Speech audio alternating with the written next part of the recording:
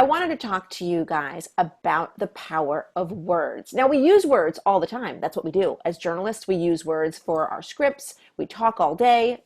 That's our job. Our words are our currency. But did you ever think about the words that you use when you try to ask for what you want in life? Think about the power that words have, okay? I'm going to say a couple things to you here. Will you marry me? That's a powerful statement. It's going to change your whole life, right? If you say yes or you say no, or you ask someone, that's going to change your life. How about I'm sorry? That has the ability to bring people together, or if you don't say it, keep people apart.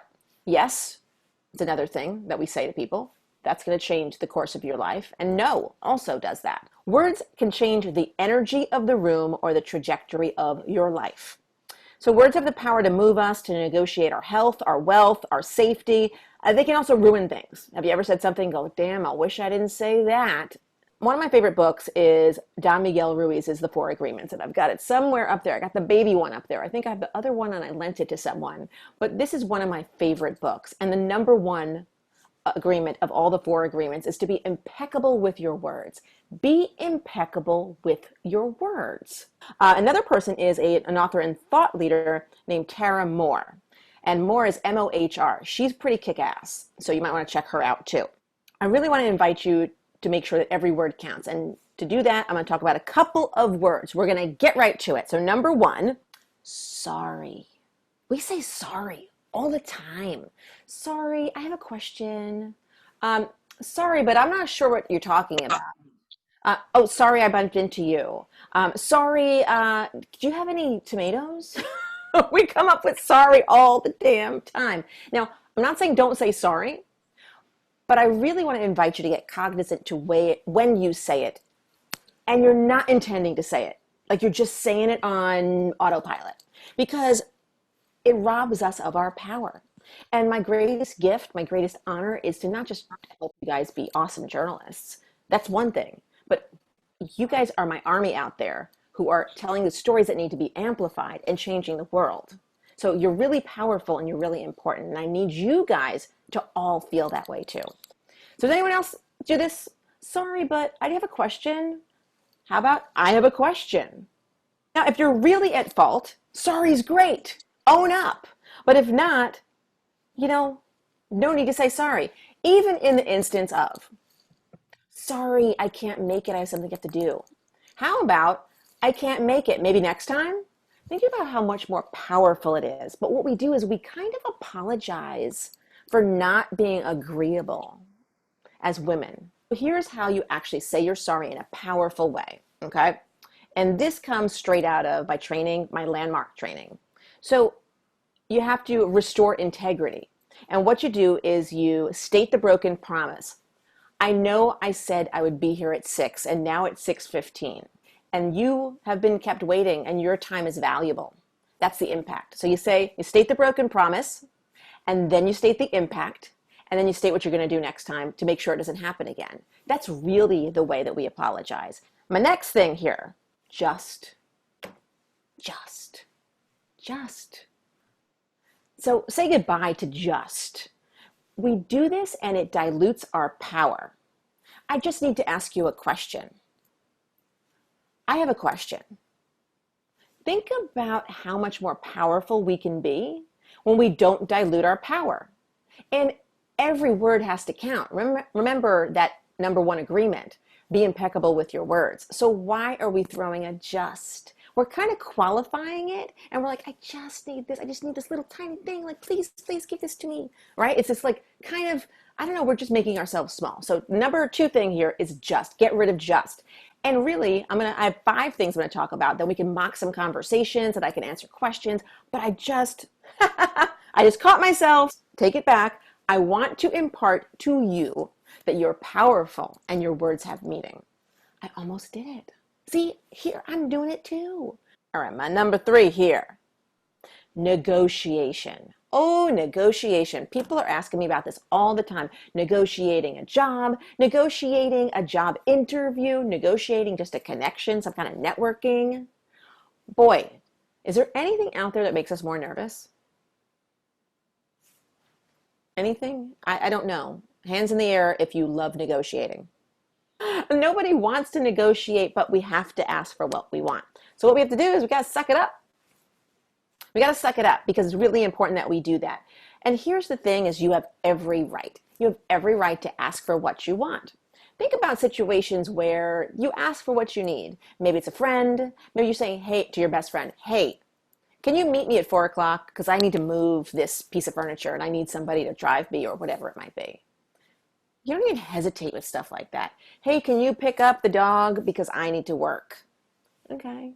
We don't even think about it, but something about this person who has something that we want, and we make up all these things in our head, like maybe I'm going to be too bossy. Gosh, I don't want to come off as bitchy or entitled or pushy. Okay, here we go. Punctuate and pause. This comes from Tara Moore, okay? I'm going to read exactly what she wrote, but this is so true for news. Punctuate and pause. Punctuate and pause. Imagine sitting across a table listening to a woman share this. We're working hard on this because we want to get the business up and running by 2012, specifically April 2012, which is the target date, and we're optimistic we can, with the right funding, we can get there, and so that's why I'm approaching different investors every day. Okay. Now you guys know what this is. This is stretching. This is a run-on. This is take a whole bunch of clauses and throw them together. This is I'm filling. This is not really thinking about what you're saying, finishing a sentence, pausing, and continuing on. And yeah, clauses get piled up on top of one another. The speaker is interrupting their own thoughts with digressions. And so when we feel that we don't have the right to take up space in a meeting or a conversation, or we're nervous, right? Because we all get nervous. We tend to rush and we never leave a moment between words. Brief pauses between your sentences connote confidence and a sense of comfort. And where is this present? In live shots. So has anyone ever done this? And I'll put my hand in the air right now to say that I have. You get to the live shot, you're going to do this live shot. There's no VO. Maybe there's some VO. I'm not even sure. There's no package. It's just a live shot on a scene, an accident scene, and you're going on. And you're like, yeah, that's right. Hopefully you don't say that's right. Bob, whoever your anchor is, I don't know. So this happened over here at this corner behind me, and the car was coming along this way, and then it hit this over here, and see that over there, it hit the car, and then that's when it flipped over, and then over there it did this, and then 3 people got out, and now police are doing this, and they're looking for this person, and that's the latest from here, back to you. And you're filling the whole entire screen with information, and imagine if you said short sentences with punctuation, like you ended the sentence, and then you moved on. So that would be more like this. This crash came out of nowhere. That car came around this corner. See that? It hit that pole. It came over here, flipped twice, ended up in that embankment. Now police are looking for 3 people. They're not sure who. They're on the scene. We'll talk to them. We'll have more for you later. Like little sentences with an actual period at the end of them are so powerful. And I know I also, when we're anchoring, finish your sentence, then move on. Thanks for joining us tonight. I'm Deborah Alfarone.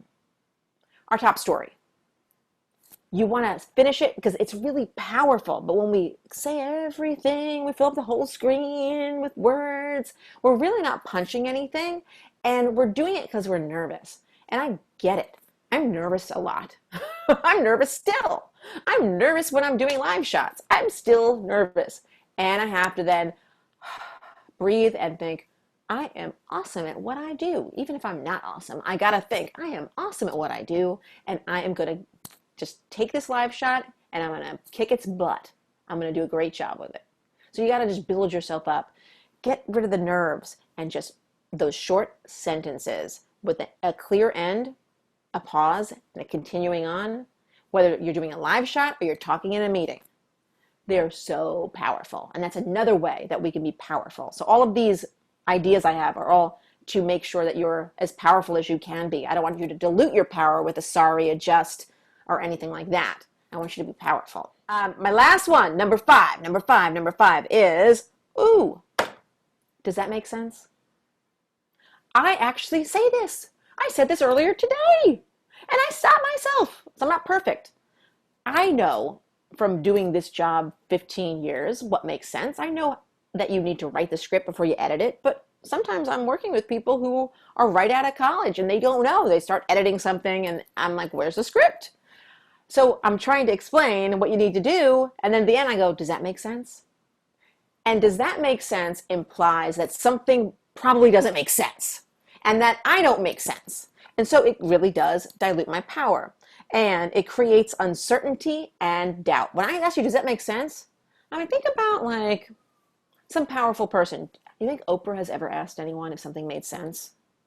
No. So here's some alternatives too. Does that make sense? How does that sound to you? Does that appeal to you? What are your thoughts about that? And my wonderful coaching, this is from coaching. What are you hearing in what I just said? And that's what I have for you this evening.